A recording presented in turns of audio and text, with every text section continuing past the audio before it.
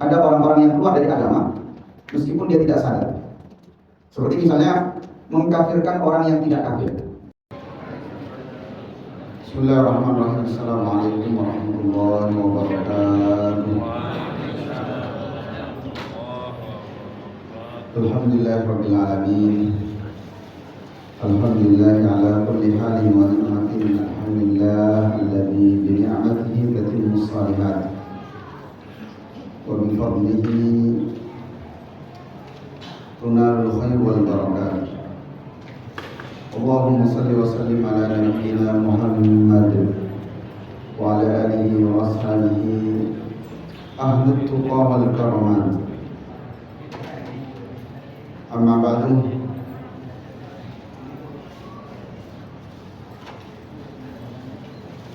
Kaum muslimin jamaah salat maghrib yang dimuliakan Allah, alhamdulillah, marilah kita memuji Allah Subhanahu wa taala dengan terus meningkatkan ketakwaan kita kepada Allah, karena sesungguhnya semua yang ada pada kita tidak akan pernah kita banggakan, apapun yang ada pada kita, kecuali ketakwaan kita. Dan manusia mulia bukan karena apanya, manusia mulia karena hal ini, karena ketakwaan. Maka mudah-mudahan duduknya kita di majelis ilmu seperti ini sampai nanti Isya bagian dari upaya kita untuk bagaimana caranya kita bisa lebih takwa kepada Allah Subhanahu wa taala. Sallallahu wasallam, semoga selalu tercurah untuk Nabi Muhammad sallallahu alaihi wasallam, juga kepada seluruh keluarganya, sahabat beliau, dan orang-orang yang senantiasa berjuang bersama beliau. Jemaah yang dimuliakan Allah, hadis terakhir yang kita bahas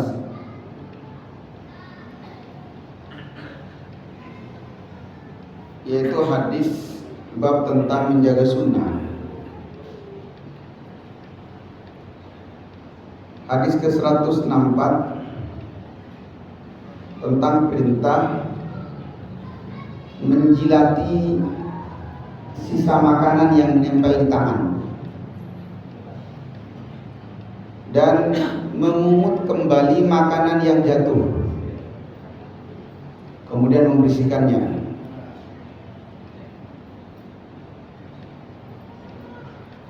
Jadi ada riwayat Rasulullah sallallahu alaihi wasallam amara bila'til asabib was-sahbati. Rasulullah memerintahkan untuk menjilati jari-jari, kemudian dibersihkannya. Kenapa Rasulullah menyuruh? Rasulullah yang memberikan alasan sendiri. Innakum la tadruna, kalian tidak tahu fi ayyihil barakah, di mana berkah dari makanan yang kamu makan itu, di mana berkahnya kamu tidak tahu. Bisa jadi berkahnya itu ada di sisa-sisa terakhir yang ada di jari-jari itu. Kemudian dalam riwayat lain, idza waqa'at luqmatu ahadikum falyakhudha, kalau ada yang jatuh dari makanan kalian, ambil, pungut kembali. Falyumit maka biha min adza, kalau ada kotorannya buang, bukan diambil langsung dimakan lagi. Jadi kalau ada debu, ada apa yang nempel, buang, bersihkan. Waliyakulha, dan makan kemudian setelah itu.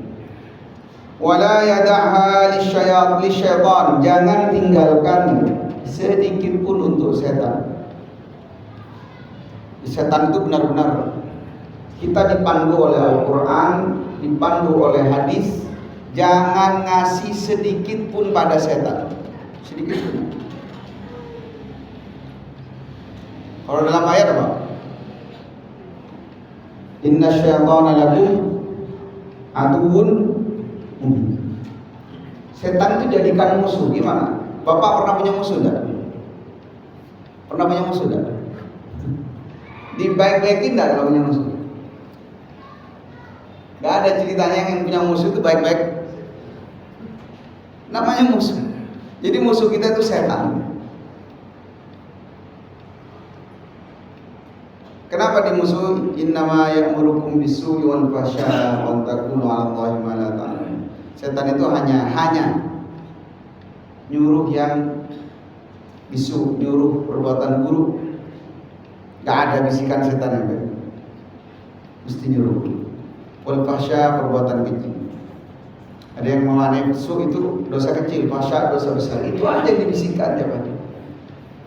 Makanya jadikan musuh dan jangan kasih jatah sedikit pun. Termasuk makanan yang jatuh itu kalau dibiarkan sebagiannya akan dimakan oleh setan.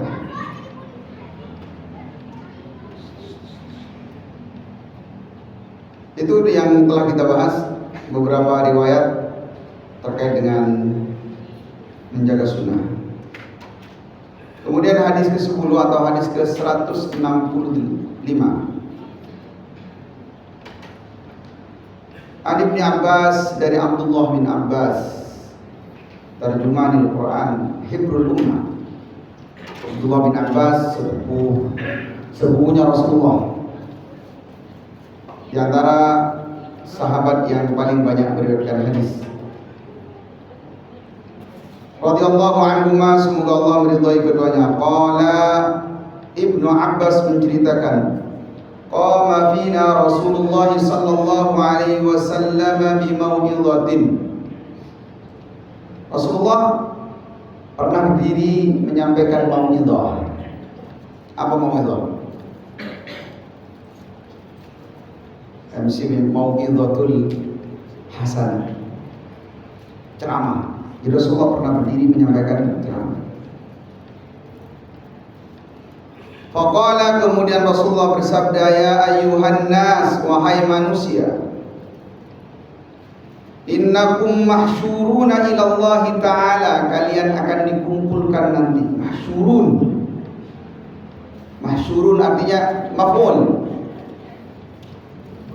Jadi kita ini dikumpulkan. Bukan kita yang berkumpul sendiri, tapi dikumpulkan. Gak bisa lari. Tiba-tiba terkumpul semua. Hufatan, umratan, urlan. Hufah, tidak beralas kaki. Umrah, tidak berpakaian, telanjang bulat. Urlan, tidak bersunat. Kembali tidak bersunat. Kemudian Rasulullah membacakan ayat, kama bada'na awwala khalqin nu'iduh. Kalian dikumpulkan sebagaimana kami, kata Allah, menciptakan kalian pada awal pertama kalian dihadirkan. Kama bada'na awwala khalqin nu'iduh. Wa'adan 'alaina inna kunna fa'ilin. Itu janji kami dan pasti terjadi. Pasti terjadi. Sebagus-bagus pakaian yang kita pakai ini nanti akan kita tanggalkan. Sekeren-keren kita nanti akan kumpul bersama semua orang. Gak ada keren-kerenan nanti, gak. Hanya lagi-lagi diingatkan, yang keren yang bertakwa.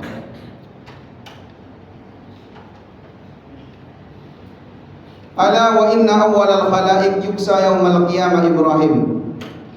Ketahuilah, makhluk yang pertama nanti yang akan dikasih pakaian setelah kumpul semuanya telanjang, dikasih pakaian, itu Nabi Ibrahim.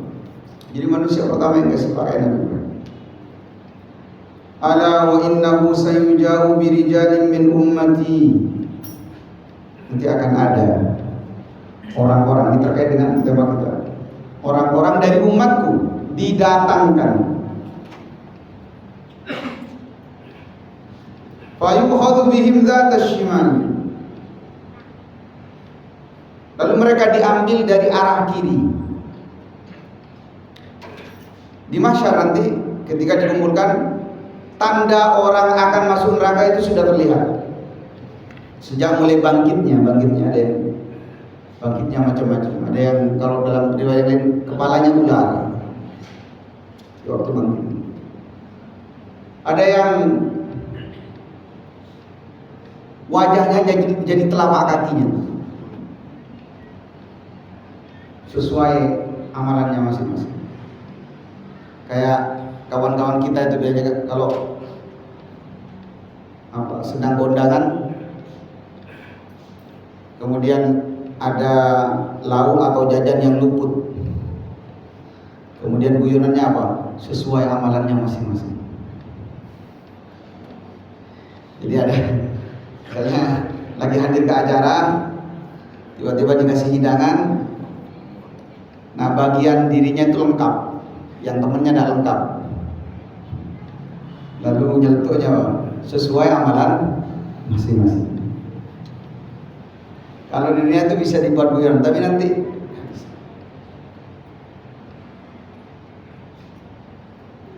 fa'aqul, saya berkata, saya hendak membela ini umatku.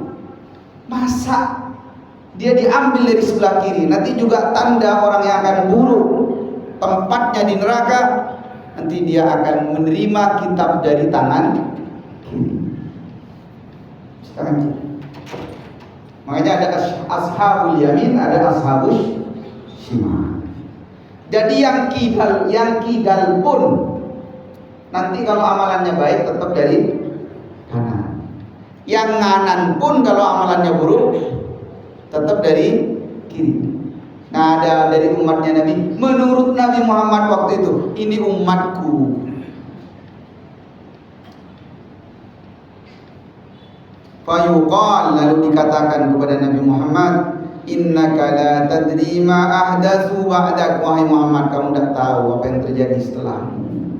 Peristiwa apa yang terjadi setelahmu. Jadi makanya kita pegang sunnah. Orang mau ngomong apa sudah, pegang sunnah.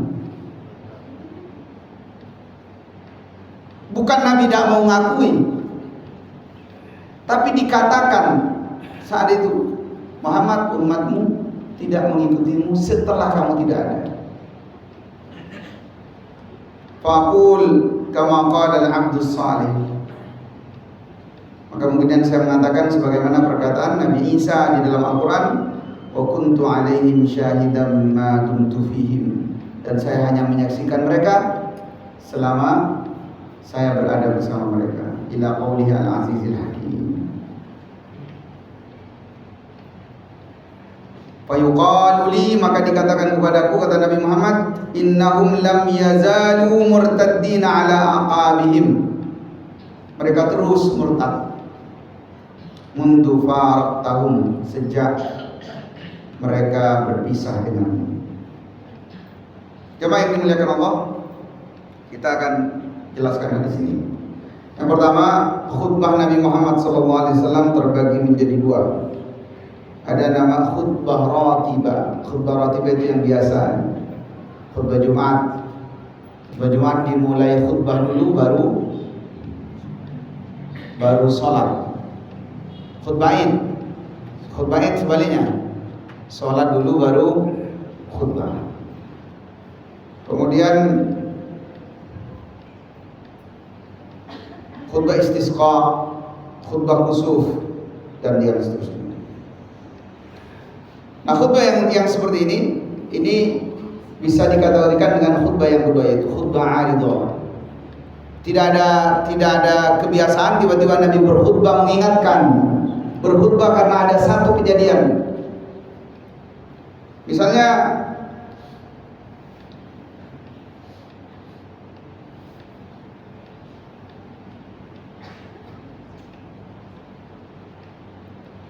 ada riwayat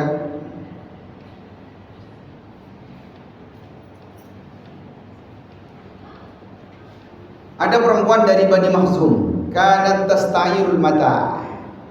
Jadi ada perempuan dari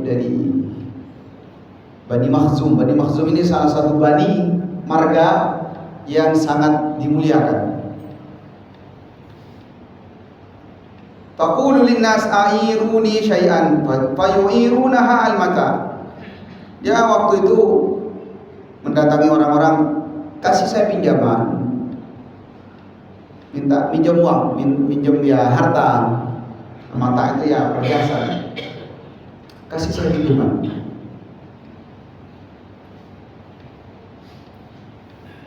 Summa ba'da dzalika taqul.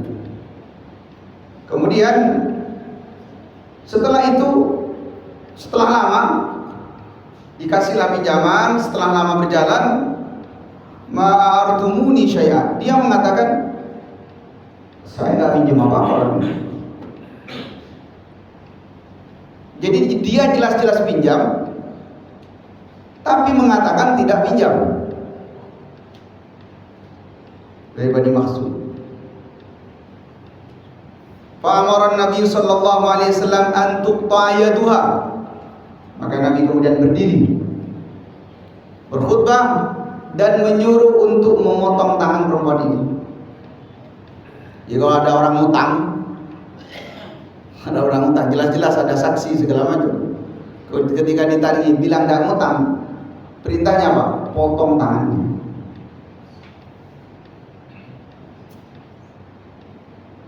Kalau pemimpinnya menerapkan syariat Islam. Jadi kita tidak bisa masuk penjara motong tangan orang. Nika dimin nginjem besek, mungkin tak manjat petok tangan dulu. Kalah kita. Padahal kita menerapkan syariat Islam. Jadi syariat Islam hanya bisa ditegakkan itu kalau pemimpinnya juga menerapkan aturan syariat Islam.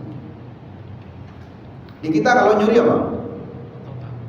Di kita di Indonesia penjara. Yang dipotong apa jadi kita?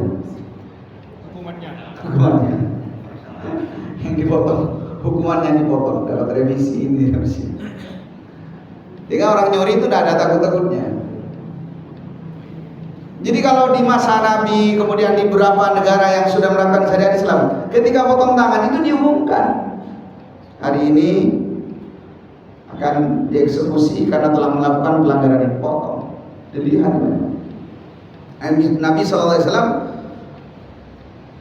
menyuruh untuk antuk ta'yada.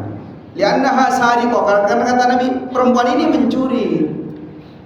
Karena dia minjem tapi ngaku tidak minjem. Minjemnya ke orang banyak lagi.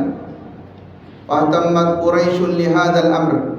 Kaifa tuqta yadu makhzumiyya min bani makhzum. Tiba-tiba orang-orang Quraisy saat itu merasa masa dari Bani Makhzum dipotong tangannya. Ini kan orang mulia, kan mungkin potong. Ini masih keturunan darah biru, masa dipotong? Min kibari qabailil Arab. Diketahui bahwa Bani Makhzum ini termasuk dari pembesar-pembesar. Di antara yang terbesar dari kabilah Arab itu adalah Bani Makhzum.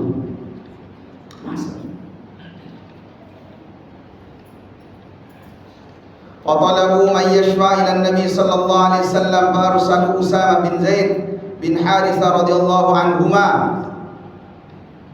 Lalu kemudian dicarilah orang yang bisa melobi Nabi. Siapa kira-kira orang yang bisa melobi Rasulullah untuk meringankan hukuman potong tangan? Lianna Nabi sallallahu alaihi wasallam kana yuhibbuhu wa yuhibbu abah. Karena diketahui Nabi itu sangat mencintai Zaid bin Harithah. Dan Nabi juga mencintai ayahnya. Fakallama an-nabiy sallallahu alaihi wasallam fi sya'ni tilkal mar'a yashfa' laha. Maka Nabi sallallahu alaihi wasallam berdiri menyampaikan khutbah, dan ini khutbah aridah. Faqala Nabi sallallahu alaihi wasallam, maka Nabi bersabda, atashfa'u fi hududin min hududillah. Kalian mau nego-nego dengan hukum Allah? Yang didatangkan orang yang paling dicintai oleh Nabi, tapi Nabi tidak berpengaruh. Ya maksud orang-orang dari Bani Makhzum, kita kirim ordalin, kita kirim orang dalam. Biar apa? Biar keputusannya bisa berubah. Kirim. Zaid bin Harithah menyampaikan Rasul, dan Rasulullah kemudian marah. Atashfa fi hududin min hududillah. Kalian masih mau negosiasi?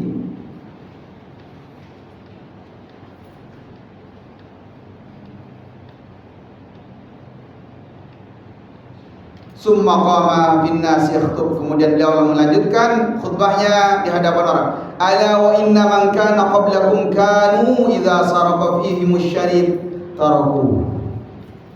Ketahuilah, kata Nabi dalam khutbah itu, orang-orang sebelum kalian itu,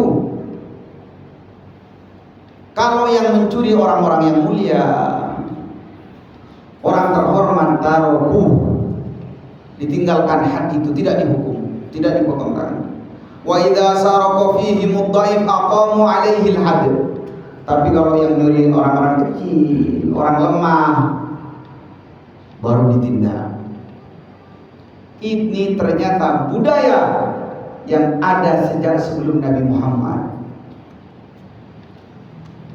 Di kita ini ada enggak budaya begini?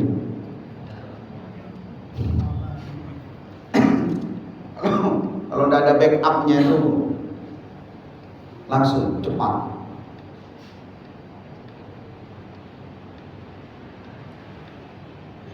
Wa akhiran wa akhbara anna hadha huwa alladhi ahlaka al-umam as-sabiqah. Dan Nabi menyampaikan, inilah yang menyebabkan binasanya kaum-kaum sebelum kalian. Ini yang menyebabkan binasanya. Jadi Allah murka, Allah binasakan. Binasa ini maknanya luas, Pak. Ada yang binasa memang dihancurkan sehancur-hancurnya, langsung turun azab. Tapi binasa itu maknanya sangat luas. Bisa jadi dibinasakan keberkahannya. Hilangnya dari keturunan itu kemudian orang-orang saleh. Jadi kalau, mohon maaf, kalau mau bermaksiat, apalagi main-main dengan hukum Allah yang merugikan orang lain, jangan hanya mikir besabe. Apa besabe itu?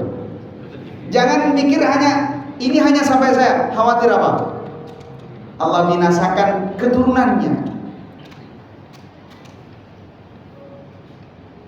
Jadi dari generasi itu tidak ada kesalihan.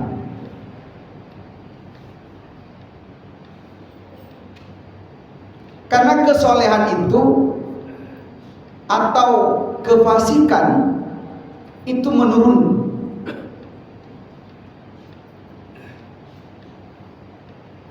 Meskipun ada beberapa pengecualian.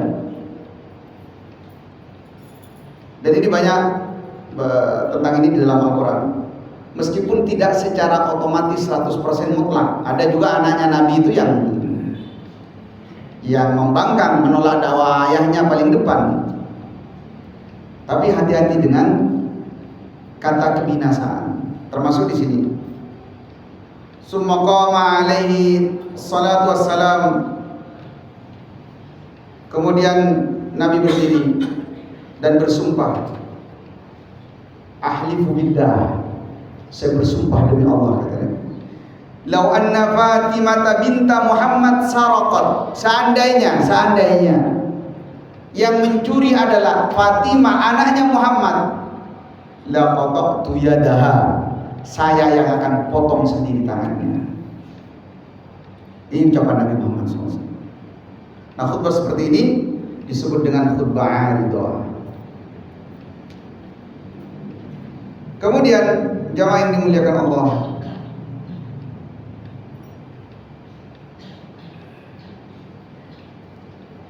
di antara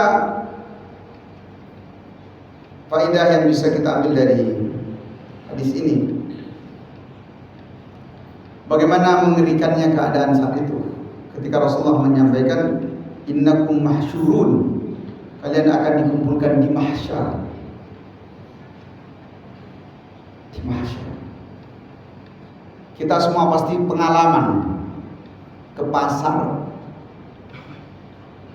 di akhir-akhir bulan puasa misalnya, atau di momen-momen tertentu, desak-desakan, atau di satu tempat, atau misalnya di tempat yang baik saja, umroh, pelaksanaan haji, desak-desak. Yang namanya desak-desak itu gak enak. Meskipun kita melupakan itu karena nikmat ibadah mungkin ketika pelaksanaan, tapi tetap suasananya tidak enak. Panas, pengap, nafas saja sulit. Yang kumpul di tempat-tempat yang kita anggap menyesakkan itu paling satu desa. Kalau dikumpulkan, itu sejumlah satu desa, satu kelurahan. Kemarin saja ketika hari pencoblosan itu satu TPS ngantri, itu terasa banyak. Bagaimana kalau seluruh manusia dari zaman Nabi Adam sampai hari kiamat dikumpulkan di satu tempat? Dikumpulkan satu tempat, semuanya telanjang, semuanya tidak beralas kaki. Gimana? Kita bisa bayangkan seperti apa keadaan itu. Sedangkan lan tazula qadama 'abdin hatta yus'ala an arba'ihi shalin. Kaki seseorang gak akan geser, tetap dia berdiri sampai ditanya 4. An umrihi bima afna, umurnya dihabiskan di mana? Dihabiskan di mana? Dikasih umur 63 tahun. Di mana Anda habiskan? Dia jawab, wan syababihi fima abla. Masa mudanya di mana? Di mana? Waktu muda itu di mana? Wa an ilmihi fima amila. Ilmunya dipakai enggak? Dipakai. Enggak geser, enggak. Dia enggak geser. Allah alam seperti apa nanti menunggu antrian itu. Dan kita dipanggil, nggak bisa lari. Sekarang sedang ramai haji koboi. Ya, naik haji bukan pakai visa haji. Itu alat-alat canggih di sekitar Arafah itu. Tapi tiap tahun masih banyak orang Indonesia yang lolos melaksanakan ibadah haji tanpa tasrih haji. Lolos. Tapi kalau di padang mahsyar nggak bisa. Pakai cat tak cat. Itu kalau di padang mahsyar. Kemudian yang keempat, wa an malihi. Ini yang paling berat. Kalau yang ketiganya tadi ditanya 1, ini ditanya 2.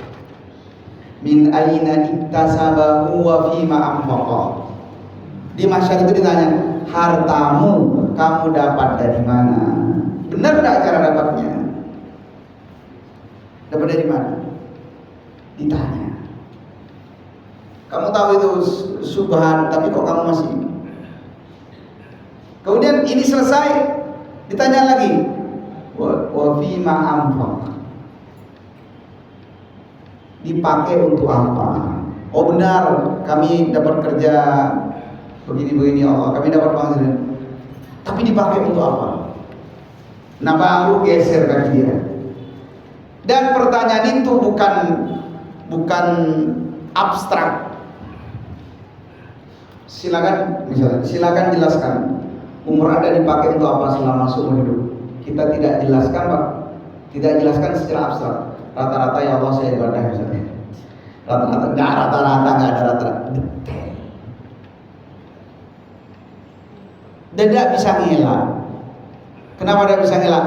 Karena amalan itu semuanya dihadirkan dan kita ditanya, menyaksikan, menjawab. Tidak bisa ngelak. Inilah keadaan di mahsyar nanti. Di antara rangkaian peristiwa mengerikan, menakutkan. Apalagi orang-orang yang tidak beriman. Yang jarak matahari itu ada yang menyebutkan 1 mil. Saya tidak tahu, ada yang mengajar fisika. Jarak bumi dengan matahari berapa? Berapa juta kilo sekarang? Nanti 1 mil. Ada sebagian dasar yang menyebutkan tergantung amalannya. Panas luar biasa. Kalau yang pernah hidup di Arab, Ketika suhu sampai 40 derajat, kita seperti dipanggang. Mau keluar rumah itu takut. Ruangan ber-AC semua.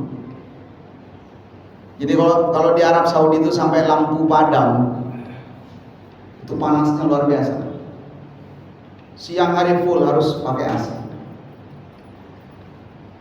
Itu baru 40 derajat. Kenapa? Karena jarak mataharinya rata-rata sama. Nanti bagaimana kalau jarak matahari itu begitu dekat?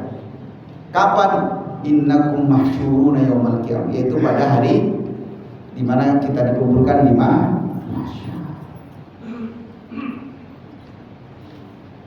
Ini yang bersabda Rasulullah dan ini pasti terjadi.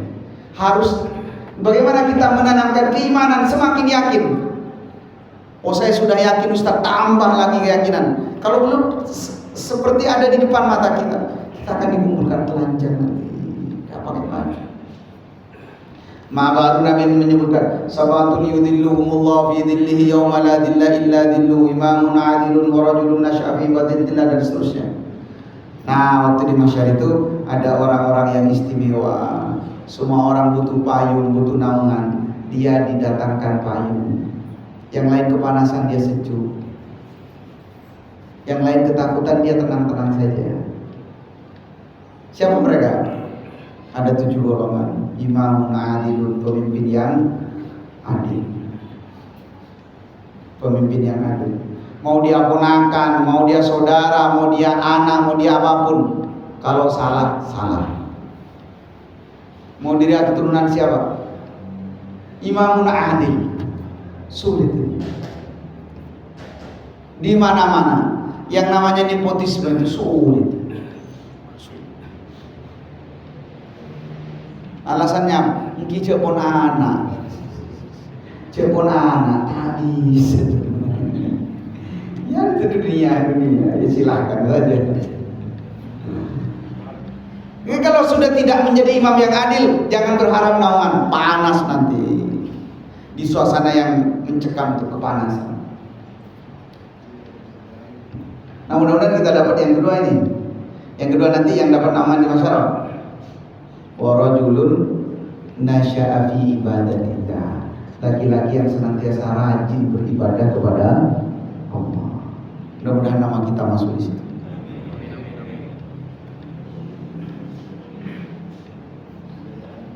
Sebab kita banyak masuk. Wa rajulani yatahabbani fillah ijtama'a alaihi wa tafarraqa alaihi. 2 orang pemuda atau 2 orang yang perjumpaannya dan perpisahannya karena Allah. Ketemu di mana? Di masjid karena Allah. Kenapa berpisah harus ke rumah? Karena tanggung jawab, takut ditanya di hadapan Allah. Di kemana pun bertemu karena Allah. Nanti dapat. Rajulun tasaddaqa bi yaminihi fa akhfaha hatta la ta'lama shimaluhu ma tunfiqu yaminuhu. Ada orang yang sedekah. Sedekahnya sembunyi-sembunyi, takut ketahuan. Seperti Umar, nyerahkan bantuan malam hari di tengah malam gelap gulita, nyari warganya yang miskin, takut ketahuan. Jadi Umar itu kalau ngasih bantuan jalan tengah. Kayak di kita lah, kan di kita dulu ada pemimpin seperti Umar. Takut ketahuan. Sampai apa? Beberapa orang yang ditemui Umar, di banyak asar ditulis, di banyak sejarah itu ditulis. Beberapa orang yang ditemui Umar ketika malam hari itu tidak tahu kalau yang ngantar itu adalah Umar. Ya karena gelap. Bahkan Umar dialog, tanya, gimana Umar?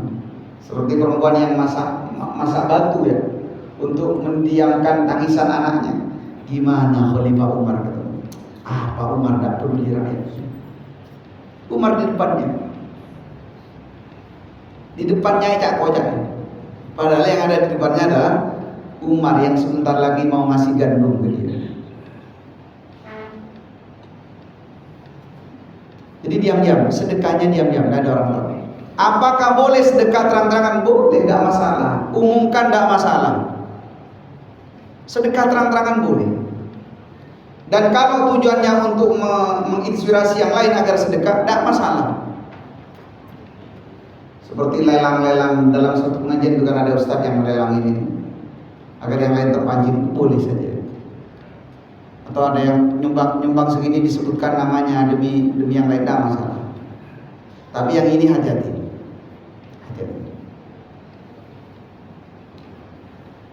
Abu Bakar dan Umar ketika dalam masa sa'atil usra itu keadaan sulit, ketika Rasul menagih siapa yang mau sedekah, Abu Bakar di hadapan orang banyak, Umar juga di hadapan orang banyak. Kata Umar, separuhnya ya Rasul. Kata Abu Bakar, sepenuhnya ya Rasul.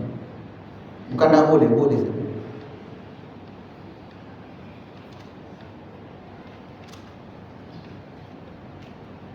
Nah, keadaan yang mengerikan ini jamaah yang dimuliakan Allah, dari hadis ini kita belajar bahwa kenyamanan hidup yang kita rasakan saat ini sementara dan akan dipertanggungjawabkan.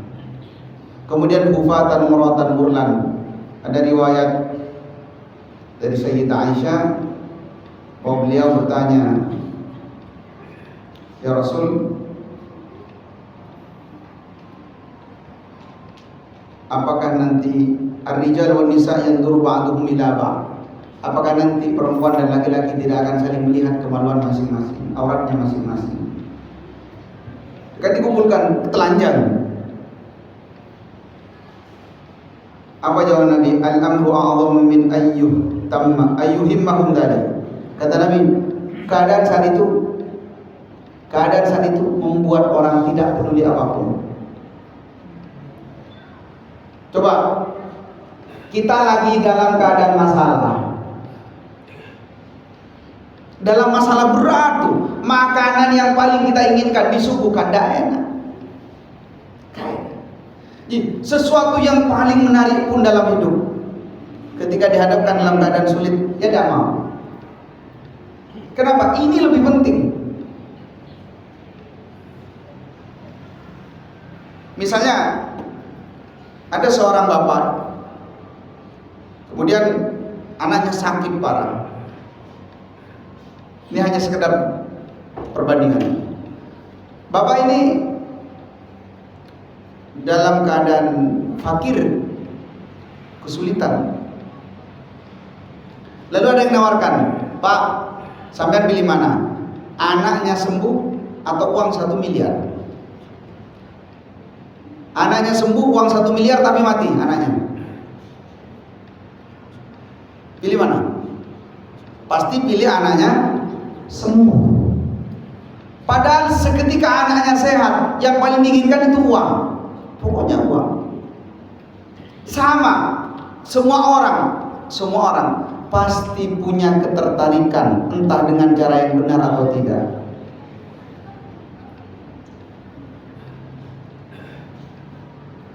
Apalagi laki-laki, di Al-Quran disebutkan zuyyina linnasi hubbus syahawati, yang pertama disebutkan minan nisa.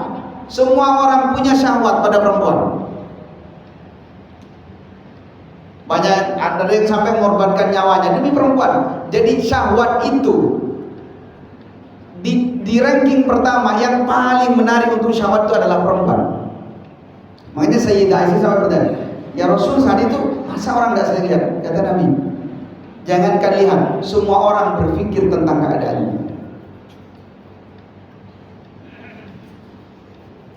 Maka dari situlah kemudian kita benar-benar tahu bahwa keadaan itu memang sulit betul. Nah, kemudian korina dari hadis ini, dari tema yang kita bahas itu adalah Rasulullah SAW di saat itu melihat umatnya diambil dari sebelah kiri atau diberikan catatan amal dari sebelah kiri, dan Rasulullah SAW membela, ini umatku. Maka kemudian Rasulullah ditegur, yuqal, disebutkan wallahu alam, so ada suara yang menegur Rasulullah, wahai Muhammad, fa innaka la tadri ma ahdatsu ba'dak, kamu tidak tahu apa yang terjadi setelah. Banyak fitnah, banyak syubhat, banyak macam-macam. Ada orang yang paginya beriman, sorenya sudah kafir terus. Jadi Nabi Muhammad SAW itu melihat ciri bahwa ini adalah umatku. Tapi kemudian Allah menyebutkan itu bukan umatku. Karena itu jamaah yang dimuliakan Allah, hati-hati dengan fitnah, hati-hati dengan syubhat, hati-hati dengan ajaran yang menyimpang. Tamassuk bis sunnah, berpegang teguhlah dengan sunnah-sunnah yang diajarkan oleh Nabi Muhammad SAW. Kenapa? Lil mutamassiki fiha bi ajli khamsina minkum. Orang-orang yang memegang teguh ajaran Rasulullah. Ingat, megang teguh ajaran Nabi Muhammad di akhir zaman itu seperti menggenggam apa? Bara api. Nyentuh aja, dekat saja takut sama api. Ini seperti, artinya apa? Ya sulit lah. Tapi orang yang berpegang teguh addu bin nawajid dengan gigi gerahamnya, pahalanya setara dengan pahala 50 sahabat ridwanullah alaihim. Siapa yang bisa nyaingi imannya sahabat? Siapa yang nyaingi pahalanya sahabat? Gak bisa. Tapi kata Rasulullah, mereka nanti yang hidup di masa itu, orang yang tetap berpegang teguh dengan sunnahku, mengalahkan 10 pahala dari kalian. Sampai sahabat itu konfirmasi, ya Rasulullah, bal minhum, apakah 10 dari mereka? Apakah 1 banding 10 pahalanya dari mereka? Bal minkum, kata Nabi, pahalanya lebih baik dari 10 orang dari kalian. Tapi bagi orang yang bersyahwat perpecahan, menghindari sunnah, itu lebih menarik. Karenanya jemaah yang dimuliakan Allah, tidak ada pilihan lain bagi kita semua. Jika kita ingin diakui sebagai umatnya Nabi Muhammad, maka berpegang teguhlah dengan sunnah-sunnah yang diajarkan oleh Nabi Muhammad SAW. Sepertinya sudah masuk waktu adzan. Kita simak adzan dulu, nanti kita lanjutkan setelah adzan.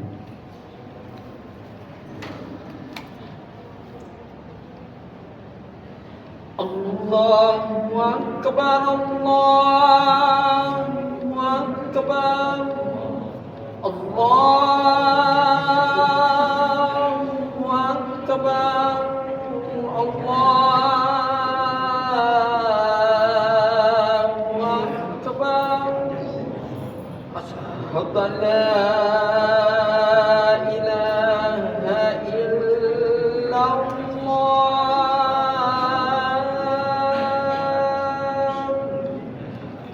أشهد أن لا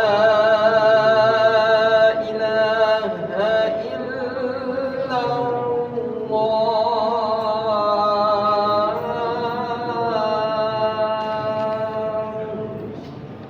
أشهد أن محمدا رسول الله أشهد أن محمدا رسول الله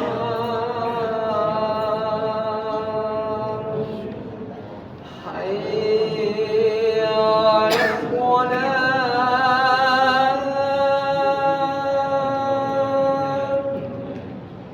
حي على الصلاة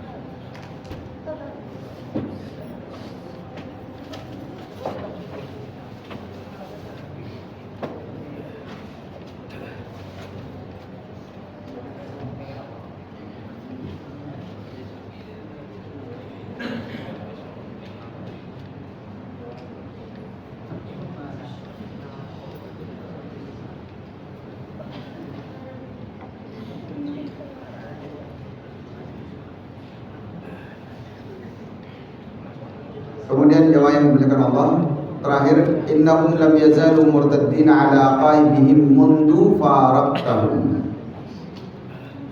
Mereka umat-umat yang mengaku sebagai umatmu itu, mereka terus-menerus murtad dari agama sejak engkau tinggalkan. Dan ini maklum bahwa di awal kepemimpinan Khalifah Abu Bakar As-Siddiq di masa Khulafaur Rasyidun itu langsung dihadapkan pada orang-orang yang murtad. Makanya perangnya waktu itu disebut dengan Harbur Riddah, memerangi orang-orang yang murtad. Lalu hal, meski secara khusus disebutkan orang-orang yang murtad ini telah banyak terjadi di masa awal-awal Islam, tetapi tidak menutup kemungkinan di masa fitnah-fitnah seperti ini ada orang-orang yang keluar dari agama meskipun dia tidak sadar. Seperti misalnya mengkafirkan orang yang tidak kafir. Orang tidak kafir dikafirkan. Man kaffara mu'minan faqad ba'a li ahadima. Siapa yang mengkafirkan orang beriman, maka kata kafir itu jatuh kepada salah satu di antara keduanya. Kalau kata kafir itu tidak benar pada orang itu, maka dia balik pada dirinya. Karena dia mengeluarkan orang yang bertauhid kepada Allah, dianggap sudah keluar dari sini. Nah, kita kadang-kadang persoalan furu'iyah, khilafiyah, memang persoalan khilafiyah. Persoalan khilafiyah sampai kapanpun tetap ada. Ada yang nggak sabar, langsung dikafirkan, dikategorikan sebagai orang munafik, dikategorikan sebagai orang yang ini dan itu. Hati-hati, apalagi sampai kata kafir, hati-hati. Wala dia mau melakukan apapun segala macam, ketika tidak ada hal penting dalam syariat yang sharih dan jelas maklum. Kalau misalnya dia mengatakan sholat 5 waktu tidak wajib, kafir. Mau dia bertauhid tidak, tetap kafir. Itu sudah maklum, sharih. Menentang syariat Islam dengan mengatakan undang-undang yang dibuat oleh manusia lebih baik, kafir otomatis. Tapi jika ada hal-hal yang khilafiyah, yang ya ulama masih banyak. Ada, saya dengar ceramahnya Syekh Sa'id Kamali, salah satu ulama terkenal, paling terkenal saat ini di Maroko. Ada seorang anak muda yang hafal Quran di kampung, itu menjadi makmum. Yang imami seorang syekh yang juga kealimannya luar biasa, menjadi imam tetap di masjid itu. Ketika dia menjadi makmum, syekhnya kunut subuh. Kunut subuh ini mengeluarkan dari Islam enggak? Ada yang kunut, ada yang enggak. Itu khilafiyah. Ya kita ambil yang menurut kita lebih benar, terserah. Yang penting punya hujjah masing-masing. Jangan jadi muqallid. Lalu si syekh ini didebat habis sholat. Apa anda kunut ini? Ada contoh dari Nabi. Pak, besoknya kunut lagi. Terus begitu. Lama-lama emosi anak muda ini. Lalu manggil si syekh ini, ya kafir. Ya kafir. Seorang syekh yang alim luar biasa dipanggil apa? Ya kafir. Kita Sayyidina Abdullah bin Abbas dikirim oleh Ali bin Abi Thalib untuk menyadarkan orang-orang yang ada di Harura, kelompok Khawarij.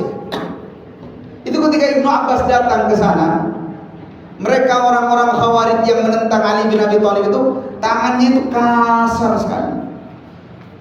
Kasar sekali. Kenapa? Karena banyaknya sujud. Terlihat betul mereka ahli ibadah. Dan mereka semua jumlahnya 6.000 orang. Itu ditulis dalam sejarah. Kalau kita kan masih halus Pak. Kita masih jarang sujud.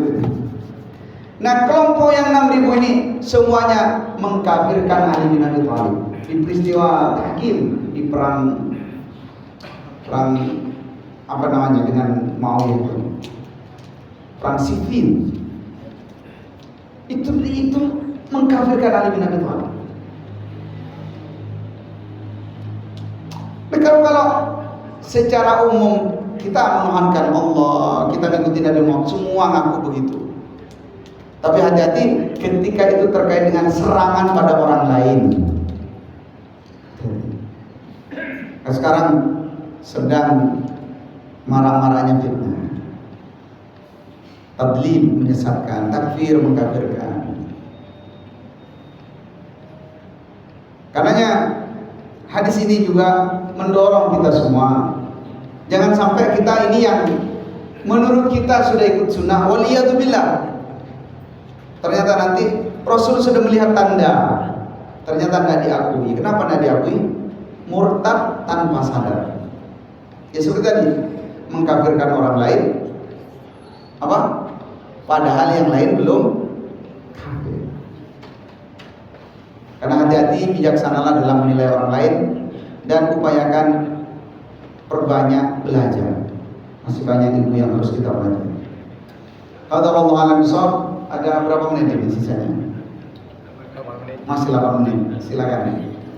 Jika ada hal yang ingin Pak Hendra, ada Pak Sulaiman.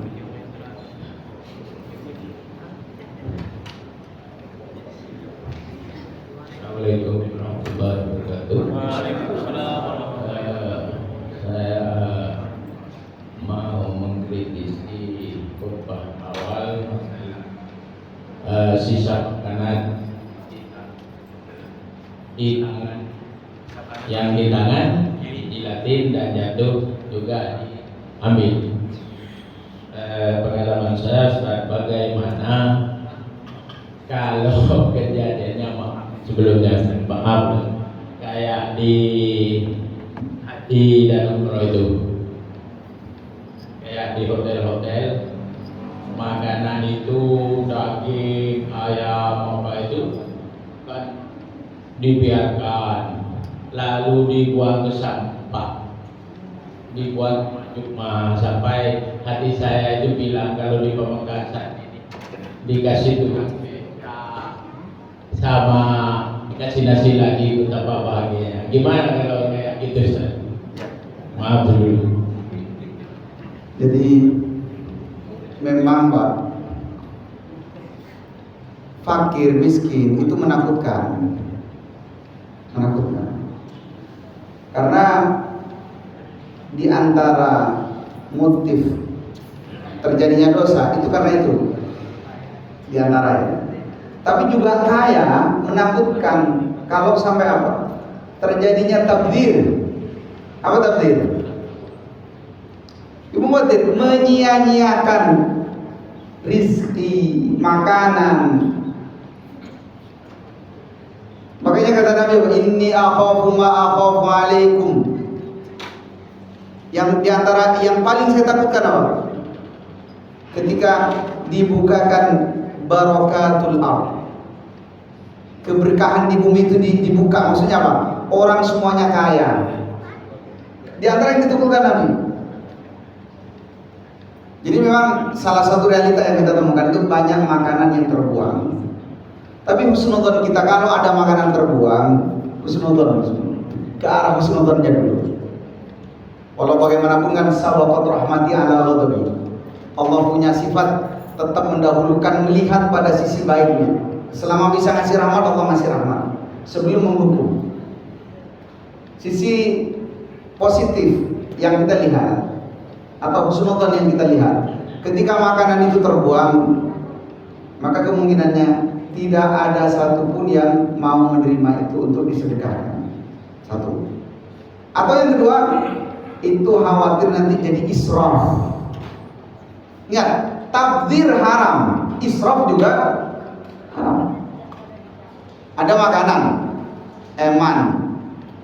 eman kalau nggak dimakan sisanya, tapi perutnya sudah penuh, lalu dipaksa dimasukkan, nanti jadinya israf. Apa israf? Berlebih-lebihan. Mungkin yang dibuang itu khawatir israf. Tapi kalau mau mengkritisi dari sisi memang eman ya. Di beberapa travel itu yang melayani jasa pelaksanaan haji dan umroh, memang makanan itu banyak yang terbuang. Sisanya, ya Allah alam, apa mungkin karena tidak ada yang mau menerima sedekah itu dan yang lainnya. Karenanya ini evaluasi bagi kita agar kita mensyukuri nikmat yang Allah berikan pada kita. Kadang nikmat cukup itu nikmat, jadi cukup. Karena ada orang stres itu, salah satu stresnya apa? Makanannya terlalu banyak sisa. Yang pada rumah ada. Ya kalau enggak yang melihara ya ayam ya apa yang kira-kira itu tidak terbuang sia-sia. Eman-eman. Apalagi ketika lihat itu bersamaan lihat tayangan saudara-saudara yang sedang kesusahan di Palestina, di mana-mana itu mau cari bukan segelas ya, seteguk air nggak ada. Keran-keran air itu sudah hancur semua. Mau minum nunggu air, nunggu dikirim orang, mau beli sumur gimana, semuanya sudah hancur. Ketika saat seperti itu lihat tayangan itu berbarengan dengan lihat botol minuman yang hanya satu baris di atas itu yang terminum kemudian sisanya dibuang. Suka kayak kenapa tidak dikasih saudara-saudara kan seperti itu? Allah alam besar. Ngereng. Ada problem? Pak sekarang.